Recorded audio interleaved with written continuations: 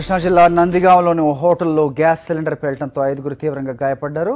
పూర్తి సమాచారం మా కరెస్పాండెంట్ అశోక్ రెడ్డికి తెలుసుకుందాం. అశోక్, చెప్పండి, ఎలా జరిగింది ప్రమాదం? అప్డేట్స్ ఏంటి?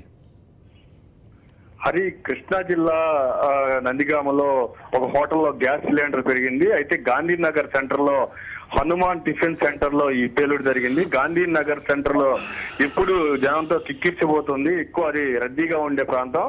అందులో హనుమాన్ టిఫిన్ సెంటర్ అంటే మంచి ఫేమస్ సెంటర్. అక్కడ ఉదయం టిఫిన్ చేయడానికి చాలా మంది వస్తూ ఉంటారు. ఈ నేపథ్యంలోనే ఈ రోజు కూడా భారీగా కిక్కిర్చిపోయారు. ఒక్కసారిగా సిలిండర్ పేలటంతో దాదాపు 10 మందికి గాయాలైనాయి. ఇందులో 4 పరిస్థితి విషమంగా ఉందని డాక్టర్లు చెబుతున్నారు. వెంటనే వీళ్ళందరినీ నందిగామ ప్రభుత్వ ఆసుపత్రికి తరలించారు. అయితే హోటల్లో టిఫిన్ చేయడానికి వచ్చిన వారితో పాటు టిఫిన్ చేస్తున్న వారు, రోడ్డు మీద వెళ్లేవారు మొత్తం 10 మందికి గాయాలైనట్లుగా తెలుస్తూ ఉంది. దాదాపు వీళ్ళందరినీ ప్రభుత్వ ఆసుపత్రికి తరలించడంతో పాటు అధికారుల నిర్లక్ష్యం అయితే ఇందులో స్పష్టంగా కనిపిస్తుంది. ఇంతకు ముందే ఈ హోటల్ మీద 2 సార్లు రైడ్ చేశారు. ఎక్కువ సిలిండర్లు ఉపయోగించవద్దు, చాలా జాగ్రత్తలు వాడాలని కూడా తీసుకోవాలని కూడా చెప్పడం జరిగింది. కానీ ఎటువంటి చర్యలు తీసుకోలేదు.